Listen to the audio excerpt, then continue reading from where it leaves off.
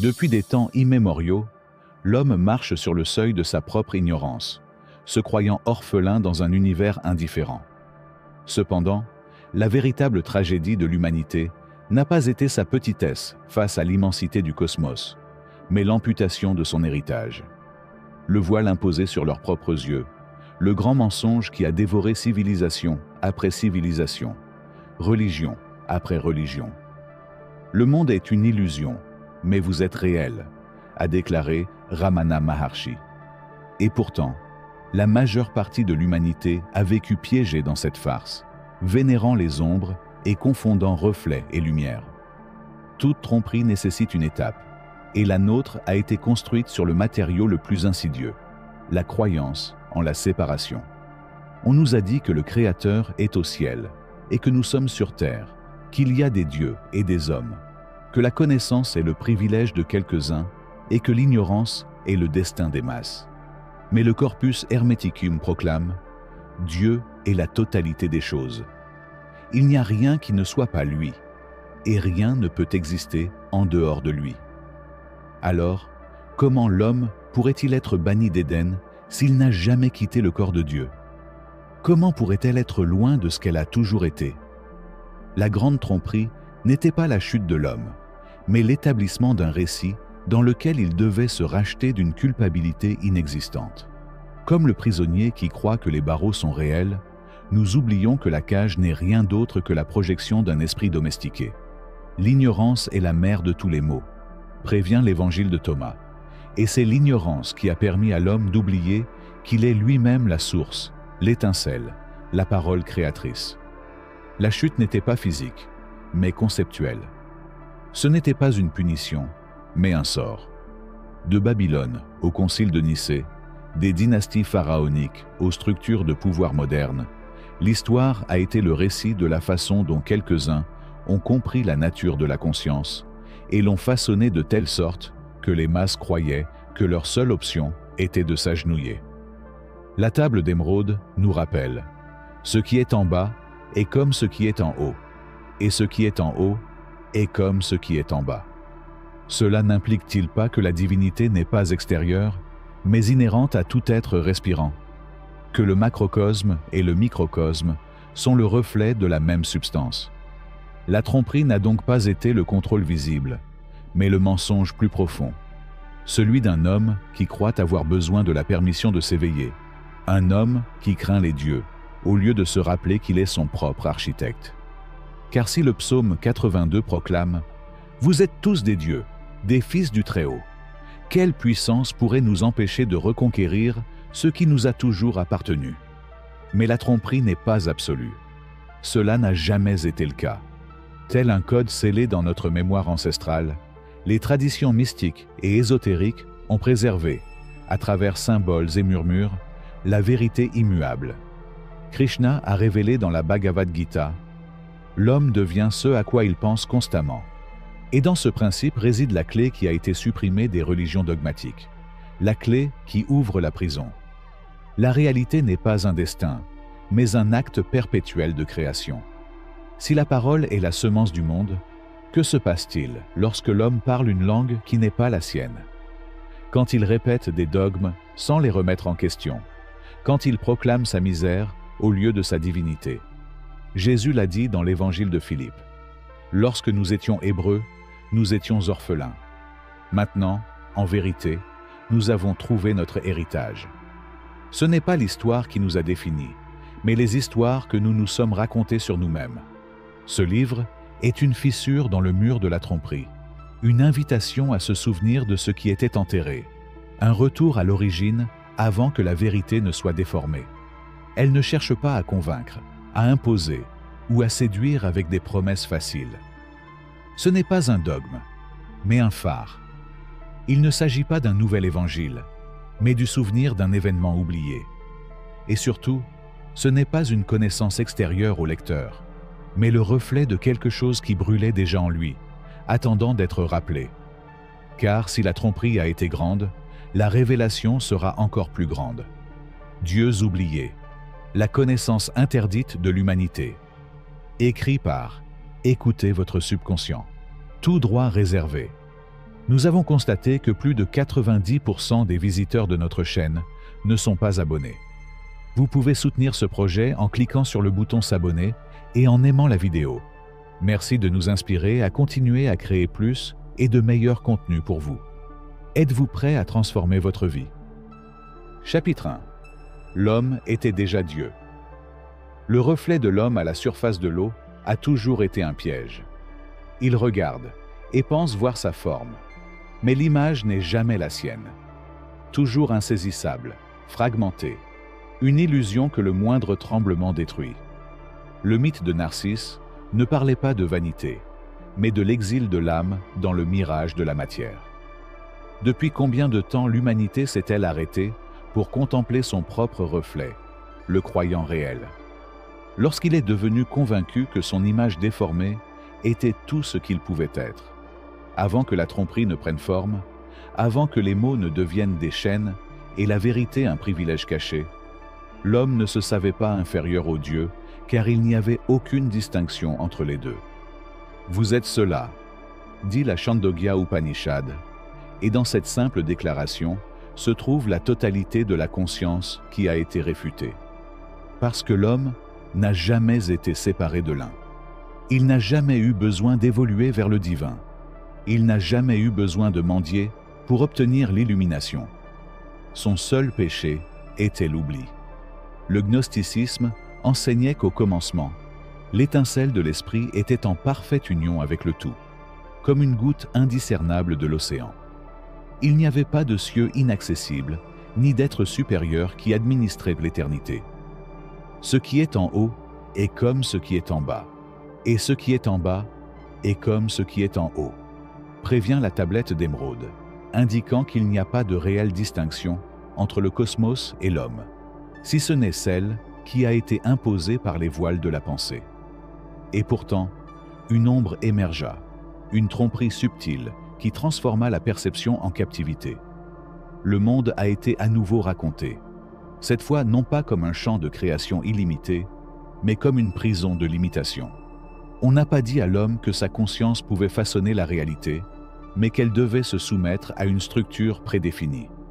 Ainsi naquit le culte de l'extérieur, la soumission aux forces extérieures, l'adoration des idoles et des dogmes, et le remplacement du moi par un moule destiné à l'affaiblir. Vous êtes des dieux, et vous êtes tous fils du Très-Haut, proclame le psaume 82. Mais la phrase suivante est celle dont le monde se souvient. Mais vous mourrez comme des hommes. La chute n'était pas physique, mais conceptuelle. Ce n'était pas une punition, mais un programme de domestication. L'homme n'a pas cessé d'être Dieu, mais il était convaincu qu'il ne l'était pas. Et ainsi commença l'ère des prêtres, des médiateurs, des lois qui décrétaient ce dont il fallait se souvenir et ce qui devait être banni. Le feu primordial de la divinité intérieure a été supplanté par la peur. Et là où il y avait autrefois une certitude, seule la foi aveugle est restée. La voix de l'esprit s'est tue, sous le poids des écritures déformées, des dogmes qui prétendaient que le chemin vers le divin ne pouvait être parcouru que par l'obéissance. Mais dans tous les recoins de l'histoire, la vérité a refusé d'être enterrée.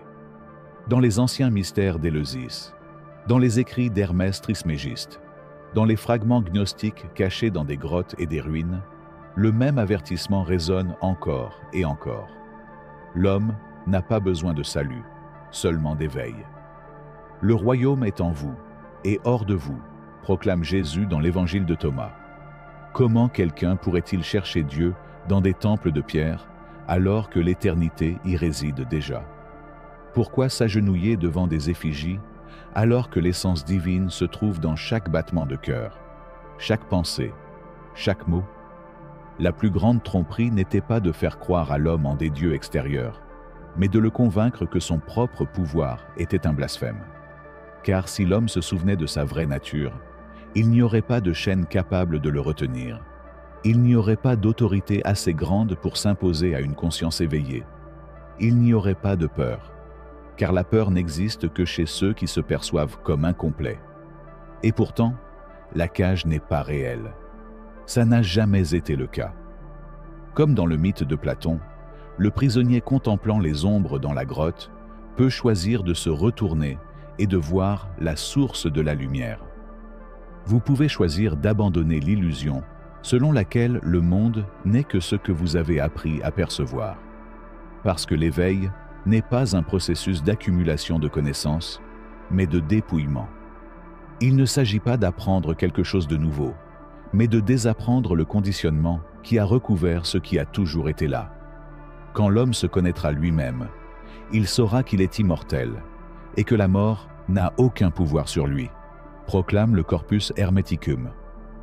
La véritable initiation ne consiste pas à recevoir des enseignements extérieurs, mais à se souvenir de ce qui est déjà écrit dans l'âme.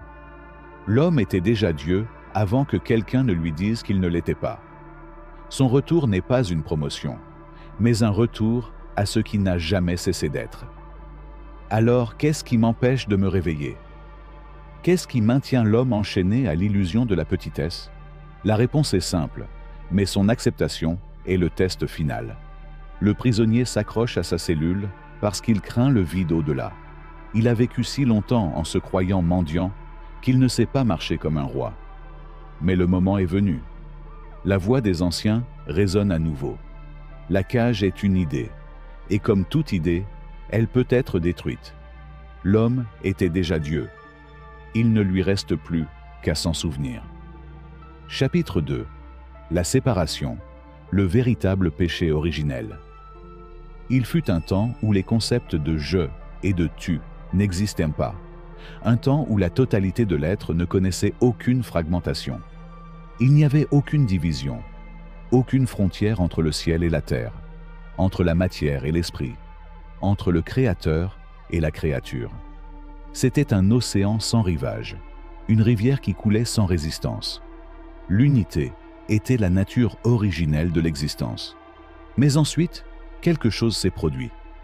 La Genèse parle d'une époque où l'homme fut expulsé du paradis, non pas pour avoir commis un acte de désobéissance, mais pour avoir acquis une connaissance qui le séparait de sa véritable essence. Voici, l'homme est devenu comme l'un de nous, pour la connaissance du bien et du mal. Genèse 3:22. Ce n'est pas la perte du paradis qui a condamné l'humanité, mais l'illusion de la séparation, l'idée qu'elle ne faisait plus partie du tout. La conscience de la dualité a marqué la chute. Les anciens gnostiques comprenaient que la plus grande tromperie n'était pas la désobéissance, mais la croyance en un Dieu extérieur, en un créateur distinct de son propre être. Dans les évangiles de Nag Hammadi, nous trouvons un écho de cette vérité. Quand vous vous connaîtrez vous-même, alors vous serez connus, et vous saurez que vous êtes enfants du Père vivant. Mais si vous ne vous connaissez pas vous-même, alors vous êtes dans la pauvreté, et vous êtes pauvreté. Évangile de Thomas. Le péché originel n'était pas la transgression d'une norme, mais l'oubli de l'identité divine. Comme un miroir brisé, la conscience fragmentée de l'humanité reflétait de multiples images qui n'étaient jamais complètes. Le « je » est né au moment où la totalité a été remplacée par l'identité personnelle. L'être, auparavant immuable et éternel, se retrouve confiné dans un masque temporel. C'est ainsi que l'esprit humain a commencé à percevoir un monde de contrastes, lumière et ombre, esprit et matière, temps et éternité.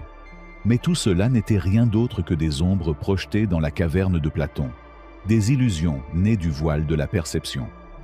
L'hermétisme antique comprenait cette vérité et l'exprimait dans la parole d'Hermès Trismégiste. Toutes choses sont une, et la séparation entre elles n'est qu'une illusion de la pensée. Mais la pensée devint un tyran, et l'humanité commença à croire aux limites qu'elle avait elle-même tracées. De l'unité naquit la multiplicité, de l'harmonie naquit la contradiction, et ainsi la conscience descendit dans la prison de la matière, convaincue que son destin était de vivre en exil. Dans le Corpus Hermeticum, le divin Poimandres révèle un profond mystère. Je descendis et vis une grande confusion. J'entendis une voix qui criait depuis l'abîme. Je suis le feu qui brûle en tous, mais personne ne me reconnaît. L'étincelle divine n'a jamais disparu, mais l'homme a cessé de la voir. plongé dans l'illusion qu'il y avait quelque chose en dehors de lui-même qu'il devait chercher. Ainsi commencèrent les religions, les cultes de dieux étrangers, les sacrifices et les temples de pierre.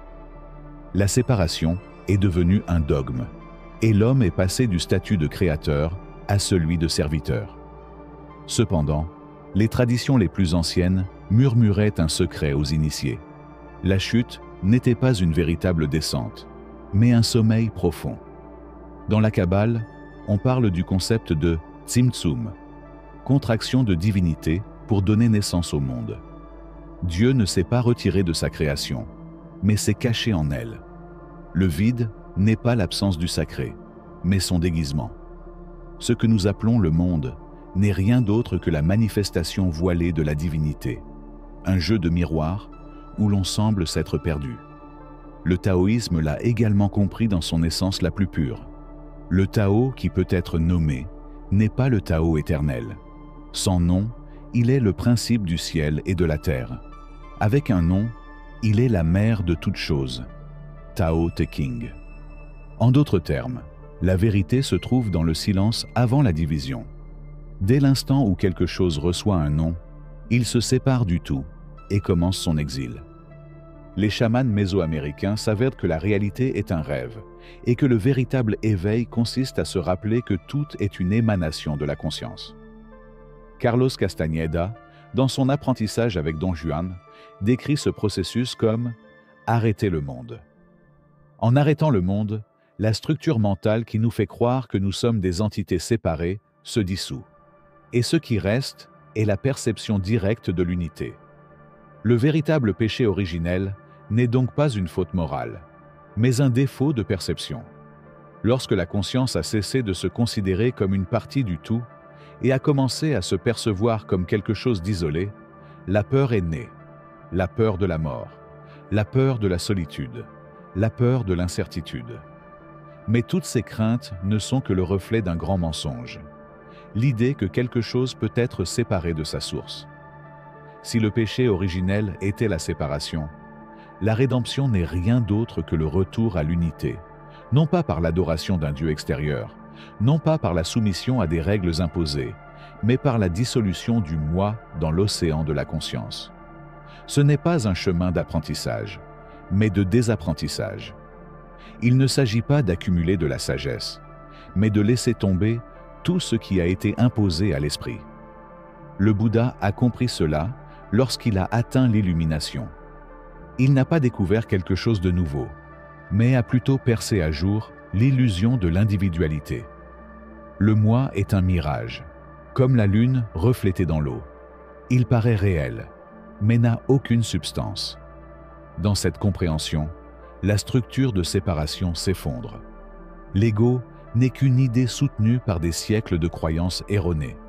L'homme n'est pas tombé du paradis parce qu'il a désobéi, mais parce qu'il croyait être tombé. Il se voyait comme quelqu'un de complètement différent, et avec cette seule pensée, il s'éloigna de ce qu'il avait toujours été.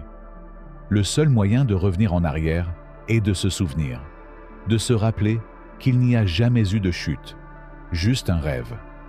Alors, si tout cela n'était qu'une illusion, que se passera-t-il lorsque l'homme se réveillera?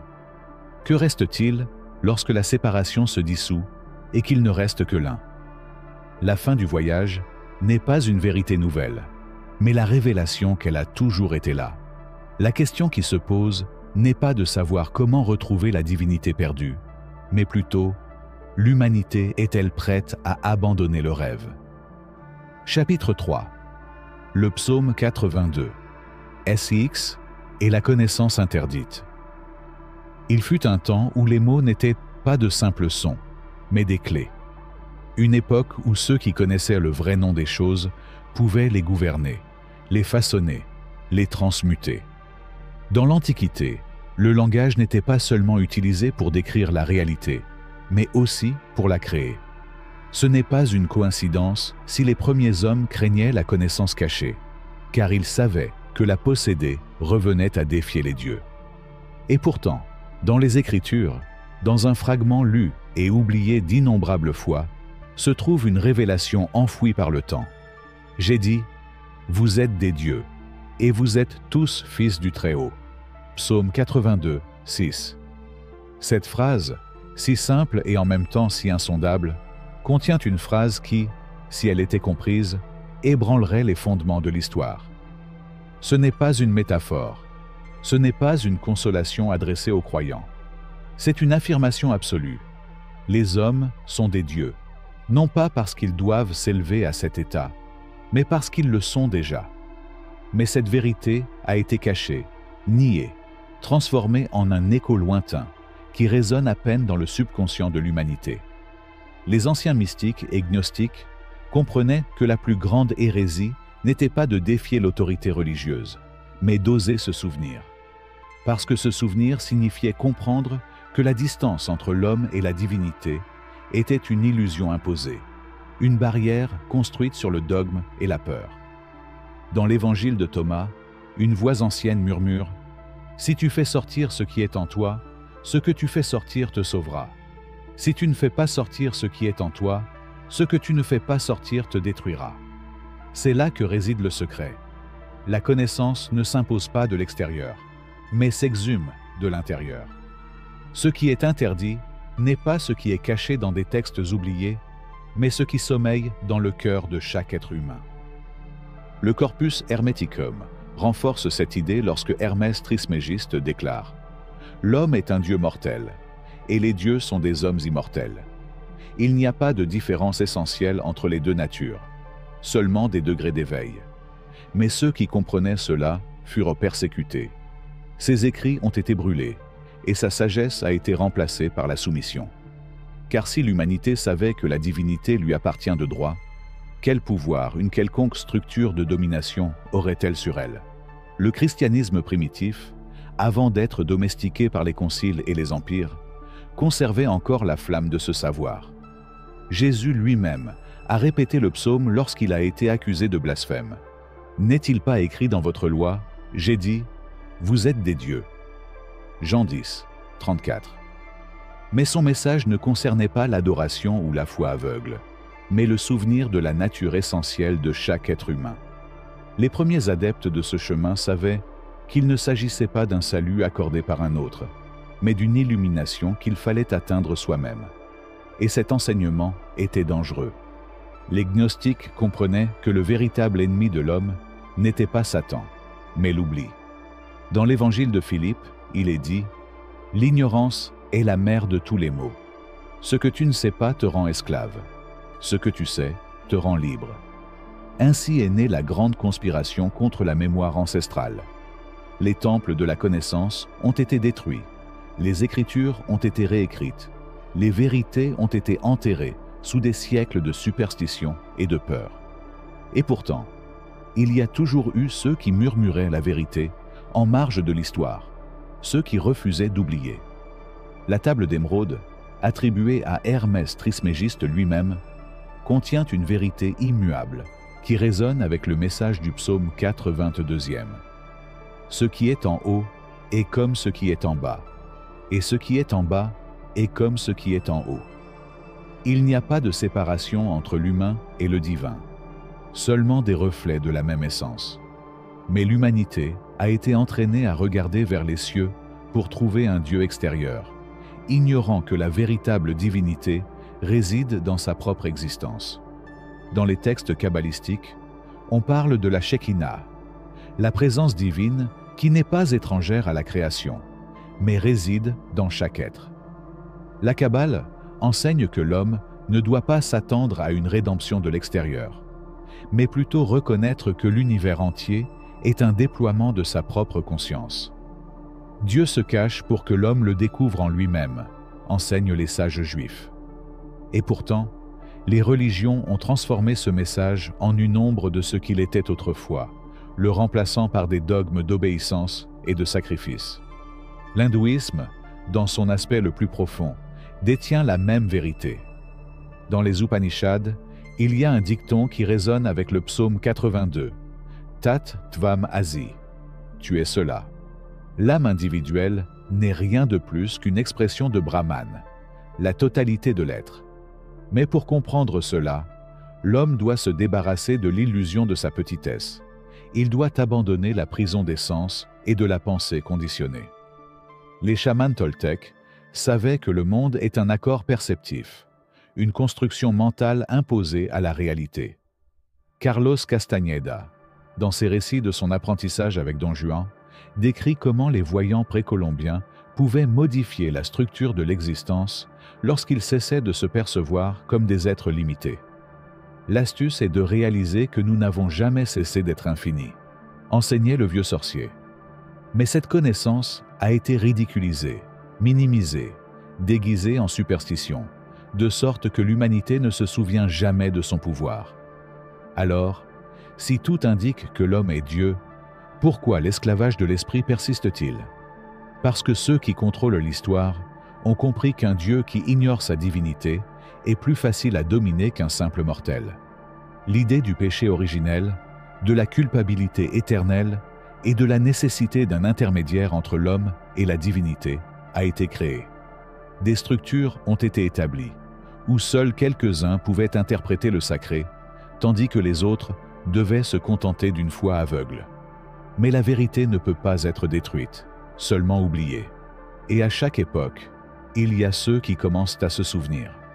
Dans les marges des textes sacrés, dans les manuscrits oubliés, dans les enseignements des hérétiques et des sages interdits, la même idée refait surface encore et encore. Le psaume 82e n'est pas un simple verset. C'est un témoignage de ce que l'humanité a été forcée d'oublier. Et la question qui reste en suspens est inévitable. Si l'homme est déjà Dieu, qu'est-ce qui le sépare de son propre trône? Et à qui profite le fait de ne jamais le réclamer? Chapitre 4. Le pouvoir de la parole et la création de la réalité. À l'aube des temps, avant que l'homme n'oublie sa nature divine, la parole n'était pas un instrument de communication, mais de création. On ne parlait pas pour décrire le monde, mais pour le manifester. La vibration du son n'était pas un écho passager, mais la force même qui façonnait l'existence. Au commencement était le Verbe, et le Verbe était avec Dieu, et le Verbe était Dieu, dit l'Évangile de Jean. Cette phrase, si souvent répétée et si rarement comprise, est la clé d'un mystère qui a été caché sous des dogmes et des doctrines vides. Le mot n'est pas seulement un véhicule, c'est le tout début de la réalité. Les anciens le savaient. En Égypte, le dieu Atum créa le monde par le pouvoir de sa parole, déclarant chaque chose à l'existence depuis l'océan primordial de Noun. En Inde, les Védas parlent du Vak, la langue primordiale de l'univers, que les sages rishis pouvaient entendre et traduire en mantras sacrés. Dans la Kabbale, il est enseigné que l'alphabet hébreu n'est pas un simple ensemble de symboles, mais les structures vibratoires sur lesquelles la réalité est construite.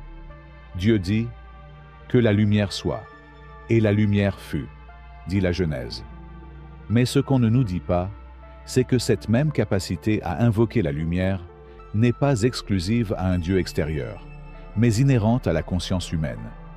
La table d'émeraude, attribuée à Hermès Trismégiste, déclare « Ce qui est en bas est comme ce qui est en haut, et ce qui est en haut est comme ce qui est en bas. » Si l'univers a été créé par la parole, alors chaque pensée verbalisée est une étincelle de cette même force créatrice. Ce n'est pas une coïncidence si les traditions mystiques enseignent que les noms ont du pouvoir, que dire une vérité avec conviction peut modifier la structure même de la réalité. Les anciens comprenaient que la parole n'est pas seulement un son, mais une intention manifestée. Il y avait deux chemins, l'un de lumière et l'autre d'obscurité, et la langue était l'instrument des deux, dit le manuscrit de la communauté de la mer morte. Car celui qui maîtrise la parole maîtrise le monde. Mais l'homme moderne a été conditionné à parler sans conscience, à jeter des mots dans le vide comme s'ils n'avaient ni poids ni conséquence. On lui a appris que la parole est un outil inoffensif, un simple moyen d'expression sans effet réel sur la matière. Cependant, les expériences du docteur Masaru Emoto sur la cristallisation de l'eau prouvent le contraire. Lorsque l'eau est exposée à des mots d'amour et de gratitude, ces cristaux prennent des formes harmonieuses et belles. lorsqu'il est soumis à des mots de haine, il se décompose en schémas chaotiques. Et si les mots peuvent modifier l'eau, que font-ils à l'esprit, au corps, à l'univers? Le Kybalion, l'un des textes fondamentaux de l'hermétisme, enseigne que tout est esprit. Si la réalité est mentale, alors le mot, qui est le pont entre la pensée et la manifestation, devient l'outil le plus puissant de l'être humain. Mais il ne suffit pas de parler.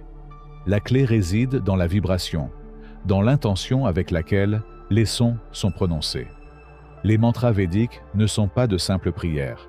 Ce sont des formules qui résonnent dans la structure même du cosmos. Om, le son primordial, n'est pas un concept, mais une fréquence qui, lorsqu'elle est entonnée, aligne la conscience avec le rythme de l'univers. Dans l'évangile de Thomas, un passage oublié de la tradition orthodoxe révèle un secret qui résonne avec cette vérité. Si ce qui sort de ta bouche vient du cœur, cela te sauvera. Mais si ce qui sort de ta bouche ne vient pas du cœur, cela te condamnera. C'est là que réside le principe essentiel de la création consciente. La parole n'a de pouvoir que lorsqu'elle est prononcée avec connaissance et détermination. Il ne suffit pas de répéter des formules creuses ou de réciter des prières mécaniques. La véritable magie du mot réside dans la fusion de la pensée, de l'émotion et de la vibration. Les anciennes traditions chamaniques d'Amérique comprenaient également ce principe. Pour les Toltecs, la parole impeccable était la clé du pouvoir. Don Miguel Ruiz, héritier de cette sagesse, l'a exprimé dans les 4 accords. Soyez impeccables avec vos paroles. Utilisez le pouvoir de vos mots dans le sens de la vérité et de l'amour, car chaque mot prononcé est une graine qui germe dans le champ de la réalité. Parler avec peur et doute crée des chaînes invisibles.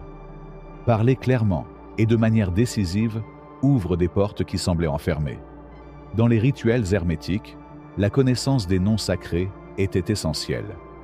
Dans la tradition ésotérique, les noms divins n'étaient pas de simples identifiants, mais des vibrations qui contenaient l'essence de ce qu'ils nommaient. IWH, le tétragramme, reliait l'initié aux forces créatrices de l'univers. Cela se répète dans les traditions de l'alchimie et de la Kabbale. Connaître le vrai nom de quelque chose, c'est posséder la domination sur elle. Mais le monde moderne a banalisé ce mot. Le langage a été déformé, est devenu une arme de manipulation et de confusion. Orwell a mis en garde contre cela dans 1984, lorsqu'il a décrit la novlangue, un langage conçu non pas pour élargir la pensée, mais pour la limiter. Car celui qui contrôle le sens des mots contrôle la perception de la réalité. C'est la véritable guerre qui se déroule aujourd'hui. Non pas une guerre d'armée, mais une guerre de récits. On nous a appris à parler sans conscience, à oublier que chaque mot est un décret, que chaque pensée verbalisée est un pacte avec l'univers. La question inévitable est donc, comment retrouver le pouvoir de la parole? Comment pouvons-nous revenir à la conscience que chaque syllabe que nous prononçons façonne notre existence? La réponse réside dans l'intention, dans l'acte de parler en pleine conscience, que ce qui est dit devient réalité. Il ne s'agit pas de répéter des affirmations sans foi, mais de ressentir la puissance de la création dans chaque mot. Dire la vérité, c'est parler avec puissance. Parler avec peur, c'est s'enchaîner à l'illusion. Dans l'Apocalypse, il est dit « De sa bouche sortait une épée aiguë à 2 tranchants ». Le mot est cette épée. Il peut créer ou détruire. Il peut libérer ou asservir. Tout dépend de la façon dont on l'utilise. Et si tout ce qui existe est vibration, si l'univers est son manifesté, alors retrouver le pouvoir de la parole, c'est se rappeler que chacun de nous est un verbe incarné, une voix qui a le pouvoir de façonner la réalité elle-même. Mais sommes-nous prêts à assumer la responsabilité de nos paroles? Ou préférons-nous continuer à parler sans penser, sans ressentir, sans savoir que chaque son émis est un fil tissé dans la grande toile de l'existence? Chapitre 5. D'autres traditions qui enseignaient la même chose.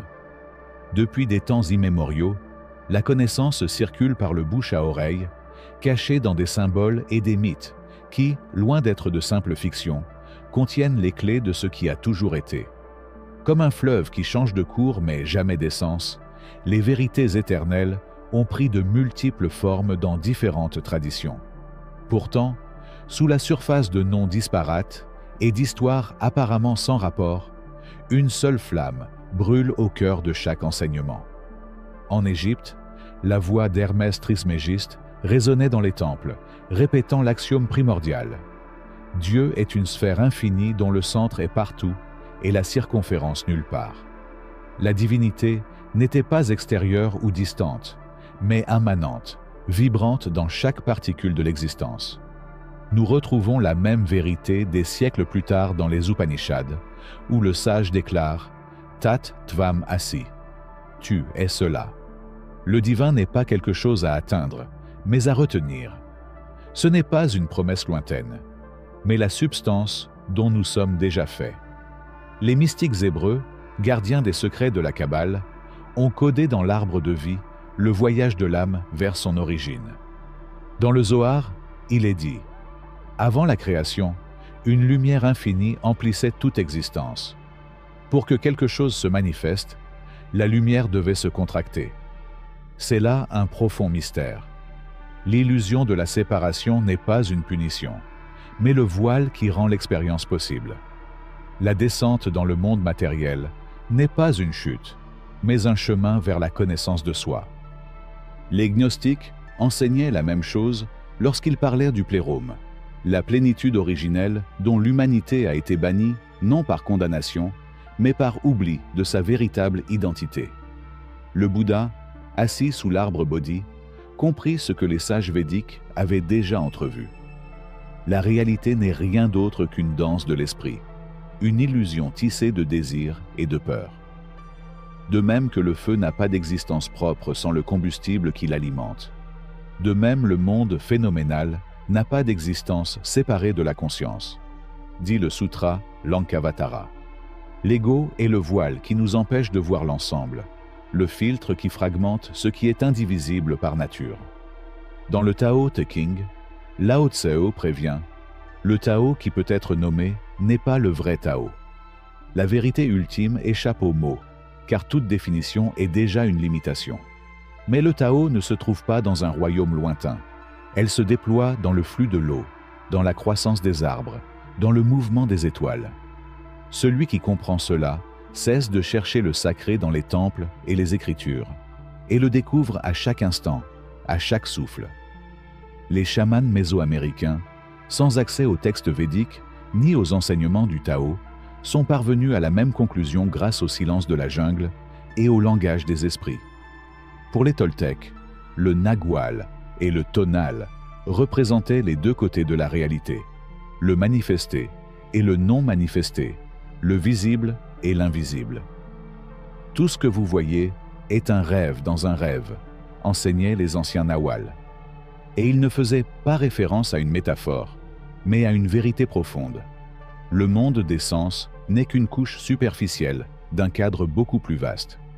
Même dans les mythes les plus anciens de l'humanité, nous trouvons des échos de cette même révélation.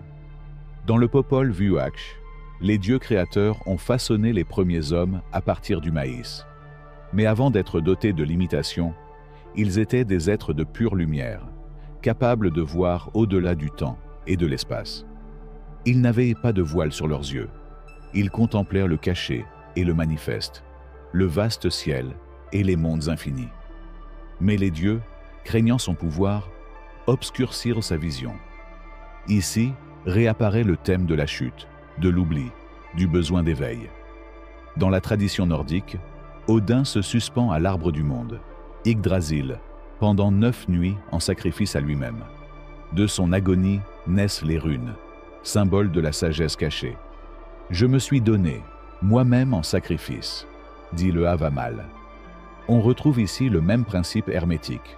L'éveil ne peut se produire que lorsque l'être comprend qu'il n'y a pas d'autre divinité en dehors de lui-même.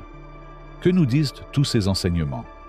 Que la vérité n'appartient pas à un seul peuple, à une seule religion, ni à une seule époque.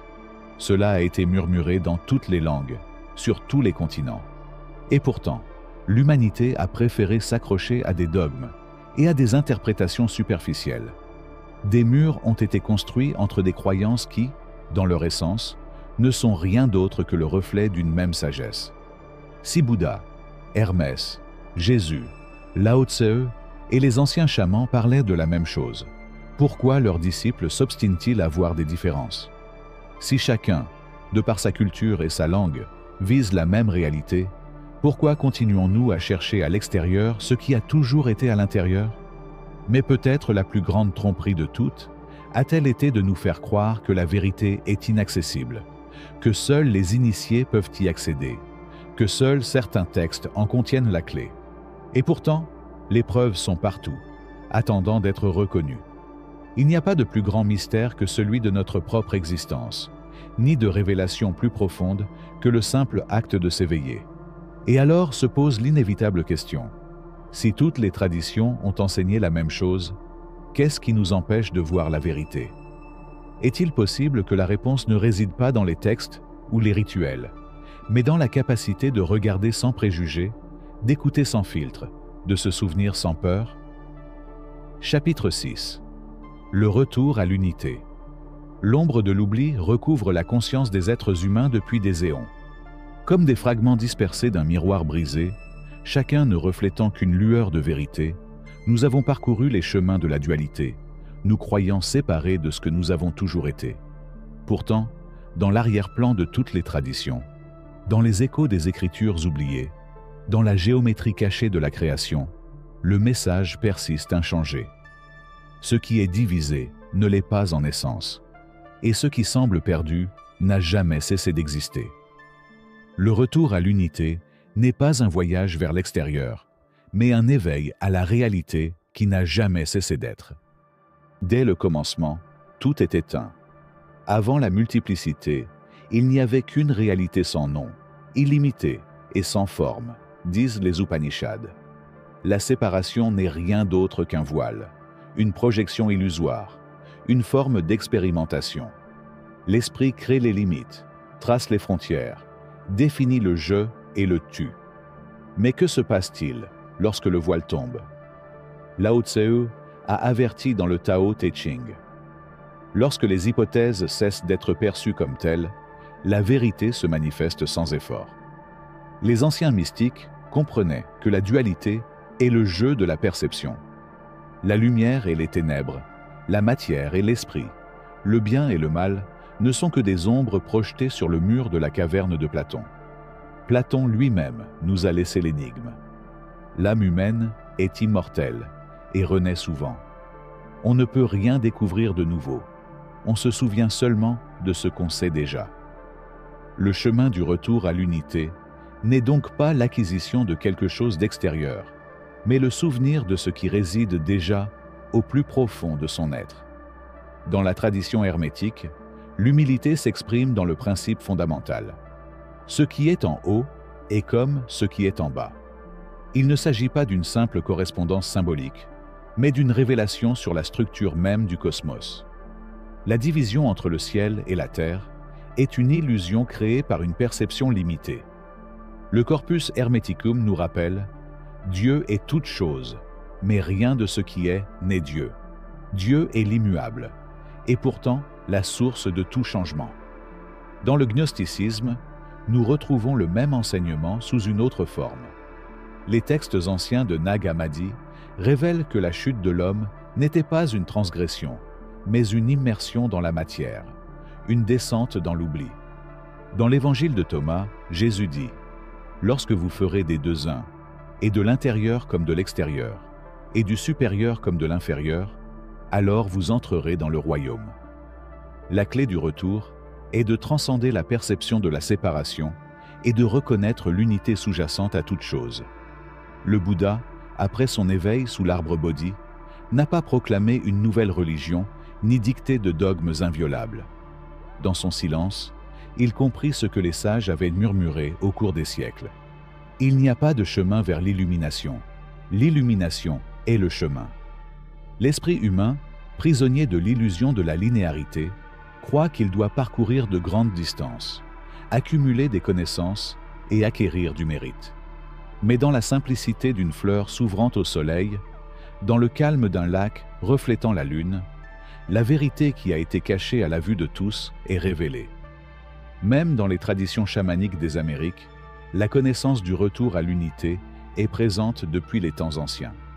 Les Toltecs parlaient du Nahual, la réalité cachée derrière l'illusion du monde matériel. Don Juan Matus, le maître de Castañeda, enseignait « Lorsque l'homme cesse de se percevoir comme séparé du tout, son énergie cesse de se disperser et s'aligne sur le grand courant de l'univers. Ce n'est pas un acte de volonté ou un effort de l'esprit, mais un lâcher-prise, un abandon au flux de l'ensemble. » Les kabbalistes, dans leur exploration des mystères divins, ont décrit le concept de Tzimtzum, la contraction de la lumière infinie pour donner naissance à la création. Cependant, l'erreur de l'humanité a été de considérer cette contraction comme une séparation. Le Zohar nous dit « L'étincelle du divin n'a jamais disparu. Elle s'est seulement cachée derrière les voiles de la perception. » Le retour à l'unité n'est pas un mouvement vers un lieu différent, mais la dissolution de ces voiles.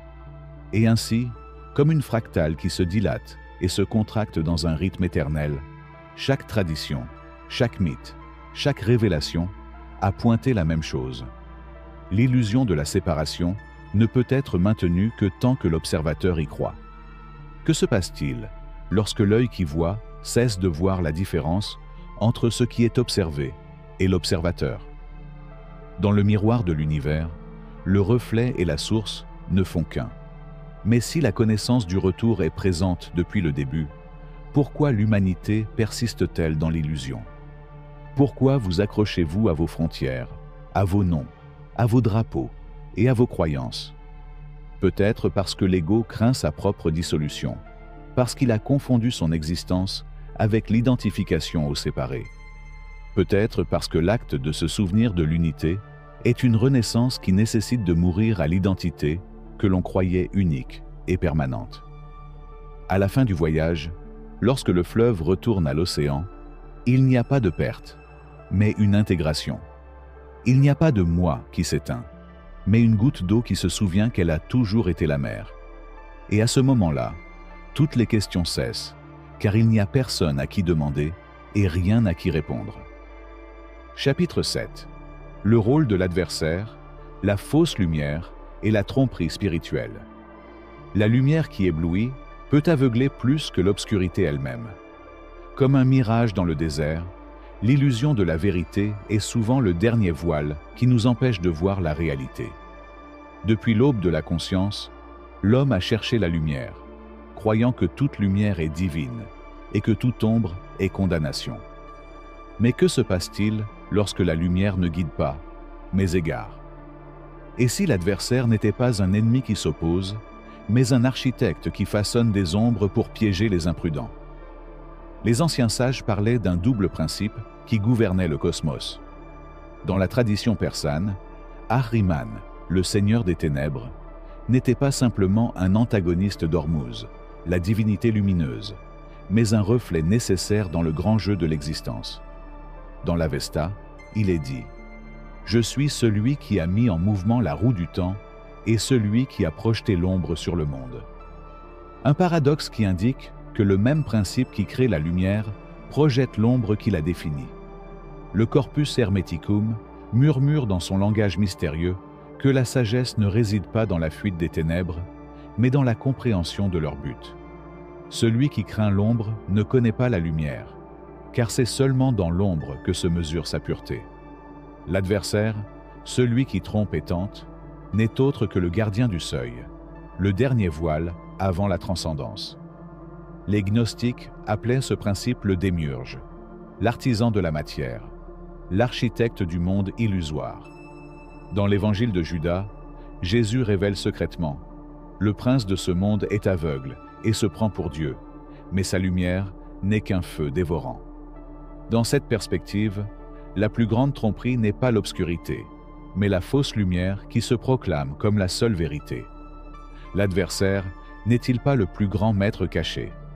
Dans la tradition kabbalistique, Samaël, l'ange des obstacles, est aussi l'ange de la sévérité, celui qui éprouve les justes pour les rendre dignes du chemin. Dans le Zohar, il est dit « L'adversaire est la main de Dieu vêtue d'ombre. Il n'est pas un destructeur, mais le feu qui purifie. » Mais la tromperie spirituelle ne réside pas seulement dans la force opposée, mais dans le piège le plus subtil, la fausse illumination. Dans le Dhammapada, Bouddha avertit « Le plus grand ennemi du sage n'est pas le diable, mais l'illusion de la sagesse qui lui fait croire qu'il est arrivé. » Ainsi, beaucoup restent prisonniers des reflets de la vérité, sans voir qu'ils sont toujours dans une cage. Dans les évangiles, Jésus prononce également des paroles énigmatiques que peu de gens comprennent. « Si la lumière qui est en vous est ténèbre, combien seront grandes ces ténèbres? Toute lumière n'est pas salut, et toute obscurité n'est pas perdition. Combien ont suivi de faux prophètes qui brillent comme des soleils, mais dont le rayonnement est froid et vide. En alchimie, la transmutation du plomb en or n'est pas littérale, mais un enseignement sur l'éveil de l'âme. La vraie lumière n'est pas celle qui éblouit et séduit, mais celle qui illumine sans nous aveugler. L'adversaire a été le grand examinateur, celui qui tend la coupe empoisonnée pour voir si l'initié distingue le nectar du poison. Et ainsi, dans chaque tradition, nous retrouvons cette figure voilée, le grand filou qui sépare les sages des fous. Les chamans le connaissaient comme le divin filou, le filou qui, par son rire, ébranle les certitudes des hommes. Dans les mythes nordiques, Loki n'était pas seulement un destructeur, mais le tisserand du chaos qui poussait les dieux vers leur véritable destin. Si tout ce qui brille n'est pas de l'or, si tout ce qui brille n'est pas vrai, comment pouvons-nous distinguer la vraie lumière de la fausse? Les anciens ont laissé un secret caché parmi les symboles et les paraboles. La vérité ne se trouve pas dans ce qui est montré, mais dans ce qui reste, lorsque toutes les choses illusoires s'estompent. Celui qui cherche la vérité en dehors de lui-même est condamné à se perdre dans des labyrinthes de miroirs. L'adversaire n'est pas l'ennemi de l'humanité, il est le gardien des portails, la dernière énigme avant de franchir le seuil. Celui qui comprend son rôle cesse de le craindre et commence à voir. Mais celui qui la prend pour la vérité, qui prend la mauvaise lumière pour divine, marchera en rond jusqu'à ce que la tromperie devienne évidente. Peut-être que la seule façon de vaincre votre adversaire est d'arrêter de chercher la bataille. Le plus grand piège est peut-être de croire qu'il y a quelque chose à surmonter. Et à cet instant, lorsque le chercheur cesse de chercher, la lumière et l'ombre se dissolvent en ce qu'elles ont toujours été. Une seule et même chose. Chapitre 8. Ils nous ont transformés en esclaves spirituels. L'esclavage le plus parfait est celui dans lequel le prisonnier n'a pas conscience de sa condition. Celui qui sait qu'il est enchaîné cherchera tôt ou tard à se libérer, mais celui qui a été apprivoisé par le mirage de la liberté ne soupçonnera jamais son emprisonnement. L'humanité a été gouvernée non seulement par des lois et des épées, mais par des idées qui façonnent sa perception, par des histoires qui perturbent sa conscience et l'éloignent du pouvoir qui lui est inhérent. L'homme a été éduqué à accepter sa soumission avec gratitude, à adorer les murs de sa prison comme s'ils étaient les piliers de son salut. Les anciens sages parlèrent de la tromperie qui maintient les âmes endormies. Dans l'évangile de Philippe, retrouvé parmi les manuscrits de Nag Hammadi, on entend murmurer un message que l'histoire a cherché à taire. Nombreux sont ceux qui marchent dans les ténèbres, ignorant qu'ils sont aveugles. S'ils ne se réveillent pas, leur demeure restera la nuit. Il ne s'agit pas d'une cécité physique, mais de l'incapacité à voir la tromperie dans laquelle ils ont été pris. Dans la cosmologie gnostique, le démiurge et ses archontes ont conçu le monde matériel comme un labyrinthe, où l'étincelle divine est piégée dans l'illusion de la séparation.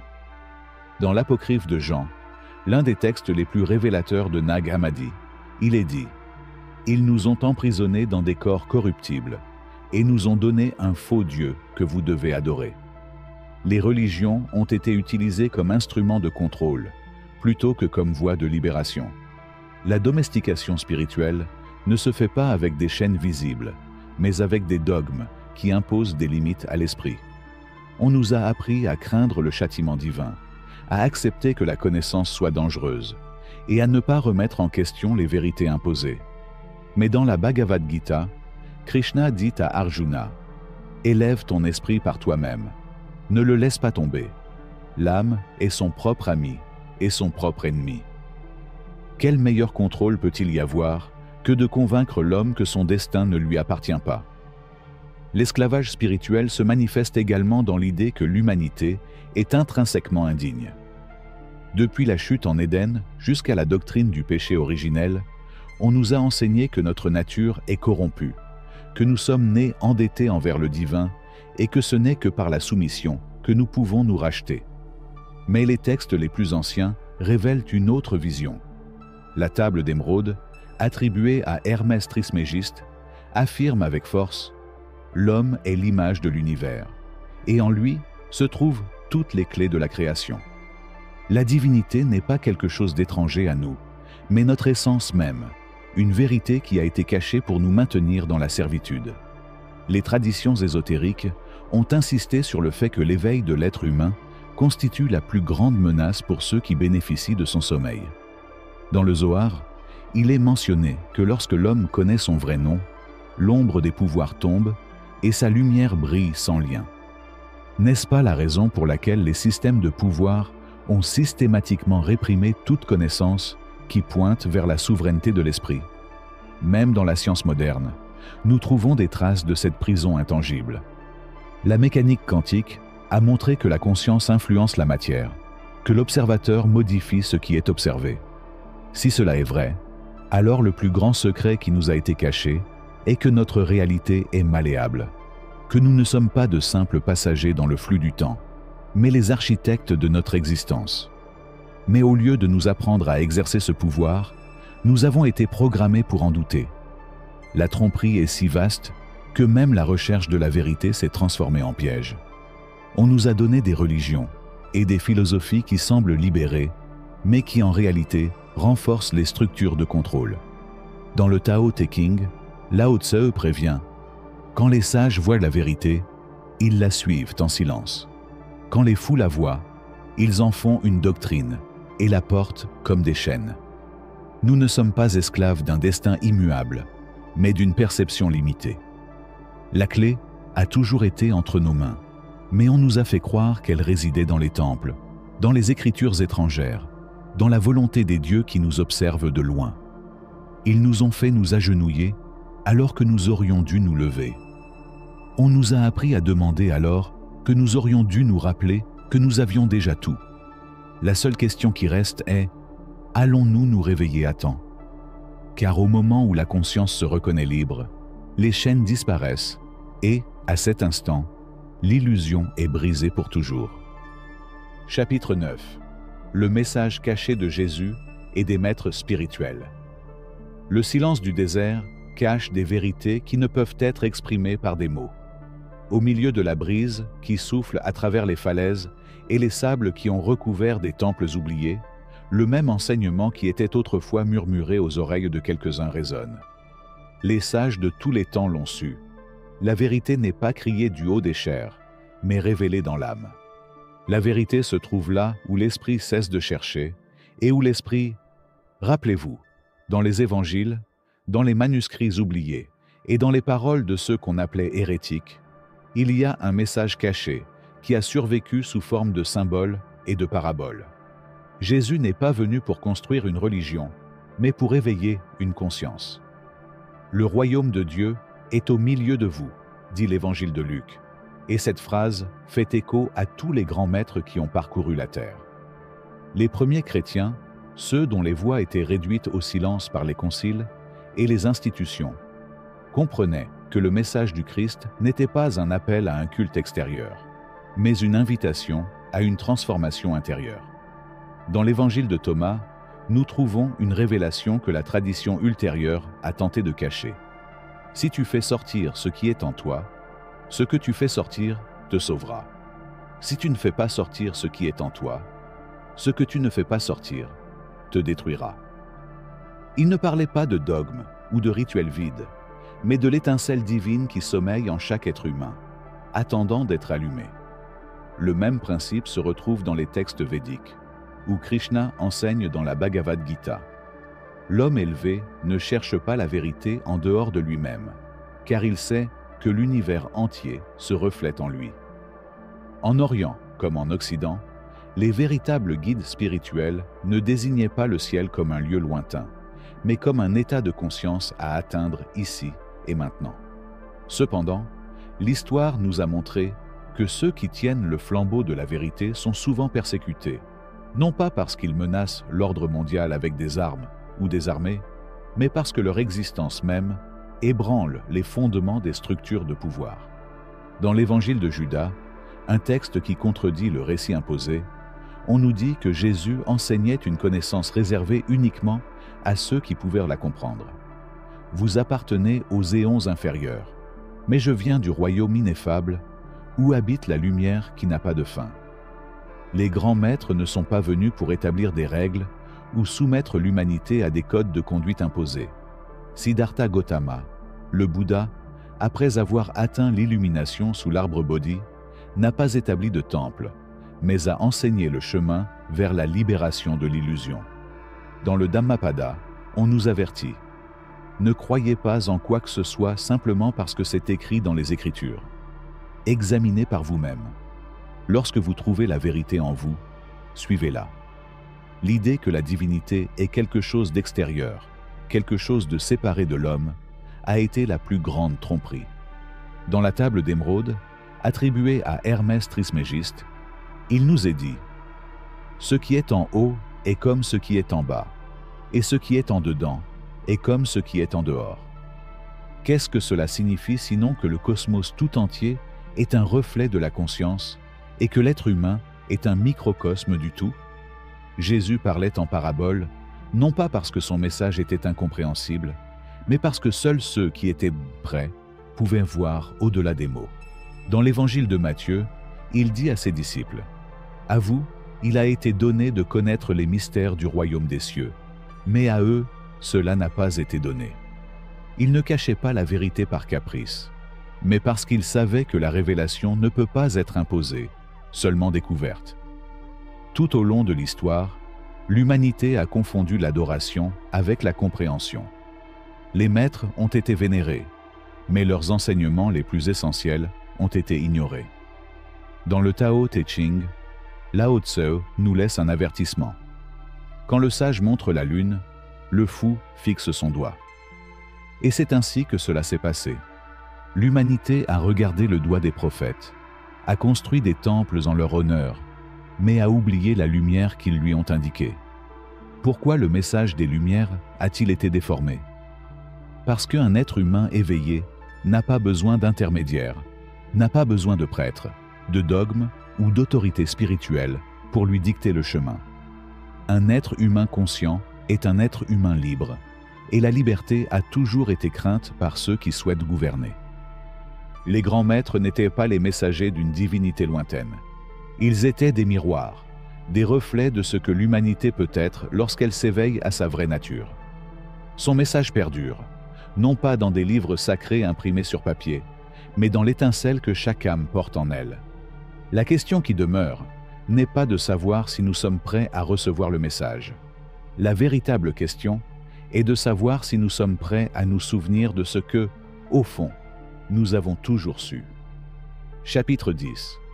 Comment revenir à la conscience divine et réécrire l'histoire? Les étoiles regardent en silence, leur lumière voyageant à travers les éons comme des témoins éternels d'une vérité que l'humanité a oubliée. L'histoire n'est pas un flux irréversible d'événements, mais un miroir malléable de la conscience qui la projette. Ce n'est pas écrit dans la pierre, mais dans l'esprit de ceux qui l'interprètent.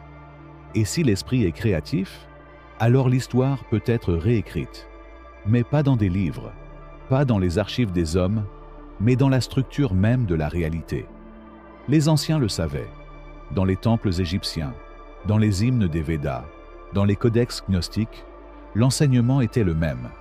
La mémoire humaine est fragmentaire, parce qu'elle a été programmée pour oublier. Ce que nous appelons le passé n'est qu'un écho d'une conscience endormie, et ce que nous appelons le futur est une possibilité qui n'est pas encore ancrée. Mais dans l'éternité du présent, tout est modifiable. Les sages de toutes les traditions nous l'ont dit de 1000 manières différentes. Dans l'évangile de Thomas, Jésus proclame « Si tu fais ressortir ce qui est en toi, cela te sauvera. Si tu ne fais pas ressortir ce qui est en toi, cela te détruira. » La vérité n'est pas quelque chose d'extérieur, mais une force qui doit être évoquée depuis le cœur de l'être. Celui qui se souvient de sa divinité change le cours de son existence et, ce faisant, modifie la structure même de l'univers. Dans le Corpus Hermeticum, Hermès Trismégiste enseigne à son disciple que le cosmos est mental et que tout ce qui existe sur le plan physique n'est rien de plus qu'une projection d'une intelligence supérieure. Tel qu'un homme l'imagine dans son cœur, tel est son destin, disent les textes de la sagesse éternelle. L'histoire n'est donc rien d'autre que le reflet collectif de l'imagination de l'humanité. Et ce qui est imaginé avec suffisamment de force et de conviction se manifeste inévitablement. Mais comment revenir à la conscience divine lorsque tout autour de nous a été conçu pour nous en éloigner? La réponse ne réside pas dans la connaissance extérieure, mais dans la restauration de la mémoire sacrée qui réside latente dans chaque âme. Dans le Tao Te Ching, Lao Tseu nous avertit « Le sage n'accumule pas la connaissance, mais la laisse aller, jusqu'à ce que tout soit à sa juste mesure. » Il ne s'agit pas d'accumuler des informations, mais de désapprendre les mensonges qui ont obscurci la vérité. La séparation était la grande illusion, le voile qui nous faisait oublier qu'il n'y avait jamais eu de véritable exil de la divinité. La conscience humaine n'est pas tombée, mais a été plongée dans un sommeil provoqué, un récit soigneusement construit pour lui faire croire à sa petitesse. Dans le livre d'Enoch, les veilleurs enseignent des secrets interdits à l'humanité, non pas comme un acte de miséricorde, mais comme une stratégie de contrôle. La fragmentation des connaissances n'était pas une coïncidence, mais une méthode pour empêcher les êtres humains de se souvenir de leur pouvoir originel. Cependant, l'illusion ne dure que tant qu'elle est entretenue par l'esprit. Au moment où un seul individu se réveille et réalise que la réalité est malléable, l'histoire commence à se dénouer. Par conséquent, ceux qui ont atteint ce point sur leur chemin ne peuvent plus revenir en arrière. Selon les mots de Bouddha, l'illusion est comme un rêve. Quand vous vous réveillez, vous réalisez qu'elle n'a jamais été réelle. La conscience divine n'est pas un état inaccessible, ni une promesse reportée à une vie après la mort incertaine. C'est ici, maintenant. Elle se manifeste dans la pause entre une pensée et une autre, dans la présence qui observe sans s'identifier à l'ego. Dans la table d'émeraude, il nous est dit « Ce qui est en bas est comme ce qui est en haut, et ce qui est en haut est comme ce qui est en bas. » Le macrocosme et le microcosme ne font qu'un.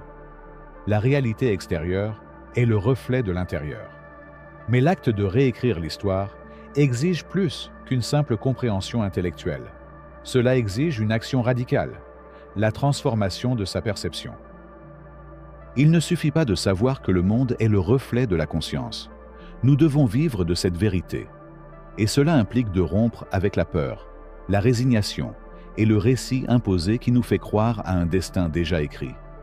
Les Mayas parlaient du nagual, la partie de l'être capable de se déplacer entre les réalités, de reconfigurer la structure de l'univers avec sa seule intention. Dans le Popol Vuh, les dieux créateurs façonnent l'homme à partir du maïs, mais l'avertit « Tu es le reflet de ce que tu penses. Si tu oublies qui tu es, tu deviendras un fantôme dans le monde des ombres. » Il n'y a pas de chaîne plus forte que celle que l'on accepte de porter. L'histoire collective a été écrite par les vainqueurs, par ceux qui ont su influencer la conscience des masses. Mais chaque individu a le pouvoir de modifier sa propre chronologie, de transformer les possibilités infinies du futur en un destin qui répond à sa volonté. Il ne s'agit pas de changer le passé, mais de changer la façon dont nous l'interprétons. Dans les anciens temples d'Éleusis, on célébrait des mystères, des rites d'initiation, où les participants vivaient la mort symbolique de l'ego et la renaissance dans une nouvelle conscience. On disait qu'une fois qu'ils quittèrent le temple, ils n'étaient plus jamais les mêmes, car une fois la vérité vue, il n'y a aucun moyen de la dévoiler. Et c'est là la clé pour réécrire l'histoire, changer la perception jusqu'à ce que l'illusion s'effondre. Dès l'instant où l'on cesse de croire en sa petitesse, le monde entier est obligé de répondre à cette nouvelle vibration. Jésus dit, « En vérité, je vous le dis, si vous avez de la foi comme un grain de moutarde, vous direz à cette montagne, « Déplace-toi d'ici là », et elle se déplacera. » Il ne parlait pas de déplacer des montagnes physiques, mais de transformer la réalité elle-même grâce à une certitude inébranlable. La seule question qui reste est donc la suivante. Êtes-vous prêt à vous souvenir de qui vous êtes vraiment et à reprendre votre rôle de créateur de votre histoire? Parce que le monde, tel que vous le connaissez, n'existe que parce que vous y croyez encore.